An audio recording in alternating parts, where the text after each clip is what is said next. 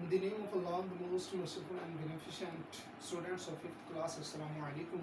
Students, last lecture के अंदर जो चीज़ मैंने आपके साथ जो है वो आपको डिलीवर की थी वो मैं थोड़ा सा ब्रीफली रिपीट करना चाहता हूँ कि हमने ये पढ़ा था फर्स्ट स्टैंजा के अंदर इस पोएम की स्टॉपिंग बाय वर्ड्स और इस नई इवनिंग। उसमें हमने क्या पढ़ा था कि जो ट्रैवलर होता है, जो स्पीकर होता है, जो इस पोएम के अंदर बयान किया गया है, वो अपने होस्ट के साथ, अपने कार्ड के साथ जो है वो एक फार्म हाउस पर, सॉरी एक वुड्स पर जो है वो खड़ा होता है।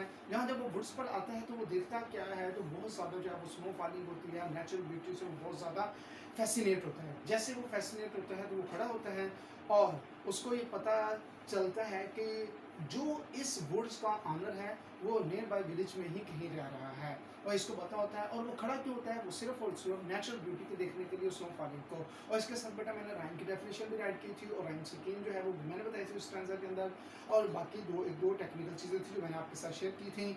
आज जो स्टैंजा हमारे पास है वो सेकंड स्टैंजा है और पहले मैं है सेकंड स्टैंजा को उर्दू में एक्सप्लेन करने की कोशिश करूँगा और फिर बाद में जो है इसकी एक्सप्लेनेशन इंग्लिश में मैं बताऊँगा और फिर इंशाल्लाह जो है मैं इसमें जो टेक्निकल पॉइंट है वो आपके साथ शेयर करूँगा। फर्स्ट जो है वो क्या बात है, my little horse must think it. First line है इस स्टैंजा की, माई लिटिल। इसमें माई जो फर्स्ट वर्ड यूज हुआ है, माई जो है इसमें पोजेसिव केस है, फर्स्ट पर्सन सिंगुलर का। आई और हुई जो है हमारे पास दो पर्सन है, फर्स्ट हुई जो है वो प्लूरल है, आई जो है वो सिंगुलर है और उसका पोजेसिव केस माई यूज हुआ और उसका ऑब्जेक्टिव केस जो है वो मी है। माई लिटिल हॉर्स, इसमें जो स्पीकर है, ट्रैवलर है, वो अपने घोड़े की बात कर रहा है। माई लिटिल हॉर्स यानी कि मेरा छोटा घोड़ा जो है मस्ट थिंक इट, वो ये अजीब सोच रहा होगा। क्या सोच रहा होगा अजीब, क्यों? To stop. अगर हम नेक्स्ट लाइन के अंदर to stop without a farm house, यानी कि टू के बाद जो है वो फर्स्ट फॉर्म लगी हुई है। फर्स्ट फॉर्म क्यों पुट की है बेटा? टू जो है हमेशा इसके बाद फर्स्ट फॉर्म पुट होती है, ये याद रखना। Can, could, should, would, may, might के बाद भी और लेट के बाद भी फर्स्ट फॉर्म यूज होती है। और इसके बाद without a farm house near, वो क्या बताना ये चाहता है कि करीब तरीन फार्म हाउस नहीं है, फिर भी ये इधर क्यों खड़ा हो गया है, ये बात उसके होस्ट को अजीब लगी है। फार्म हाउस क्या होता है? फार्म हाउस वो प्लेस होती है जहाँ जो है एनिमल खड़े होते हैं, वो रेस्ट करते हैं, उनके रहने की जगह को हम जो है वो फार्म हाउस कहते हैं। तो सो नेक्स्ट लाइन के अंदर वो हमें स्टैंजा की थर्ड लाइन में क्या बता रहा है, between the woods and frozen lake. और इसमें दो बिटवीन हो गया और एंड जो है, ये दोनों वर्ड जो हमारे पास कंजक्शन जो है वो यूज हो रहे हैं। कंजक्शन कौन से वर्ड्स होते हैं? जो कि दो वर्ड्स को, दो सेंटेंसेस को या दो क्लॉजेस को आपस को मिलाते हैं, उनको हम जो है वो कंजक्शन कहते हैं। तो सो इसमें वुड जो है वो नाउन है और फ्रोजन लेक ये भी हमारे पास नाउन है। इसमें कहना क्या चाहता है कि ये जो है इस इन जंगलात के दरमियान और इस फ्रोजन लेक में जो हर जगह जो है वो हर चीज़ फ्रीज हुई हुई है, ये क्यों खड़ा हो गया है, ये चीज़ कौन सोच रहा है? ये उसका होस्ट सोच रहा है, उस स्पीकर का, उस ट्रैवलर का।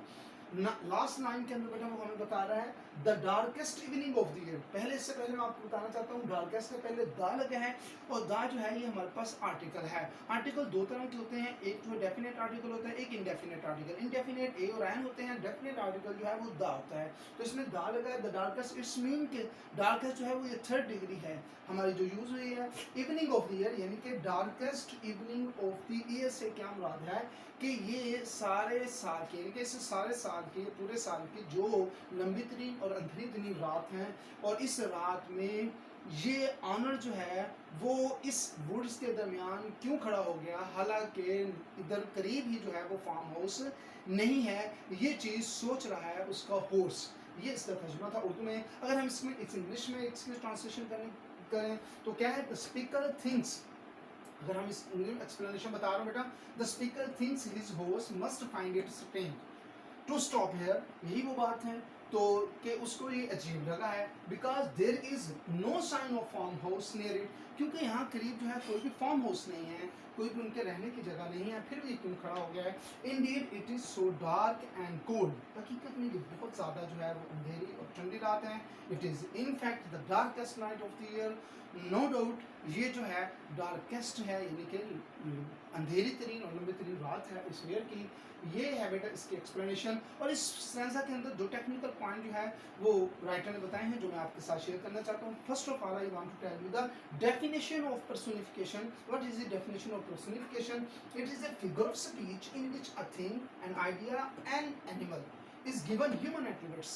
पर्सोनिफिकेशन वो चीज़ होती है जब हम किसी भी चीज़ को, किसी भी आइडिया को या किसी भी जानवर को इंसानी खसूसियत देते हैं। एट्रीब्यूट्स खसूसियात क्वालिटीज़ को कहते हैं। जब हम कोई भी क्वालिटी जो है इंसान इनको दे देते हैं तो उसको हम पर्सोनिफिकेशन कहते हैं। इसकी फर्स्ट लाइन के अंदर जो है हम देखते हैं कि पर्सोनिफिकेशन यूज़ हुई है। कैसे? My little horse must think it. भाई हॉर्स जो है वो एक एनिमल है।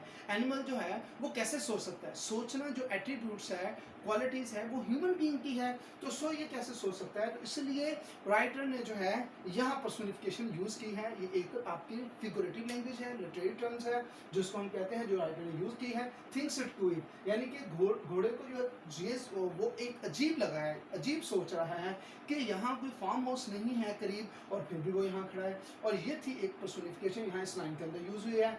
और अगर हम पिछले स्टेंसर की बात करें, पिछले स्टेंसर में हमारे पास जो राइम स्कीम थी वो थी ए बी ए यूज़ हुई थी। और उसमें पहले जो है वो पहली लाइन ए थी, दूसरी लाइन भी ए थी, और जो है वो तीसरी लाइन वो बी थी। और बी जो हम वर्ड यूज़ हुआ था पिछले स्टेंसर के अंदर, जो लास्ट स्टेंसर में वो हेयर यूज़ हुआ था, और उसके बाद जो है वो ए है। और इसके साथ ही जो है अब नेक्स्ट स्टेंसर में देखें तो इसमें क्या है बेटा, हमारे पास है क्वीन। क्वीन अगर हम देखें हियर क्वेर, हियर क्वेर, ये दोनों सेम साउंड हैं, तो इट्स मीन कि अगर हम इसको बी कंसीडर कर लें तो पिछले स्टेंसर में हमने ए कंसीडर किया था फर्स्ट को, और उसमें बी मैंने कहा था यूज हुआ है हियर, हियर क्वेर, यानी कि यहाँ बी है, ये क्वेर नियर, ये भी बी बन रहा है। और इसके साथ लेक जो है, ये दोनों के साथ इसकी साउंड नहीं मिल रही, तो सो इसको हम सी कंसीडर कर लेते हैं। और एयर, एयर जो है वो क्वेयर नियर और एयर, ये तीनों मिलते हैं, इसको भी हम बी कंसीडर करेंगे।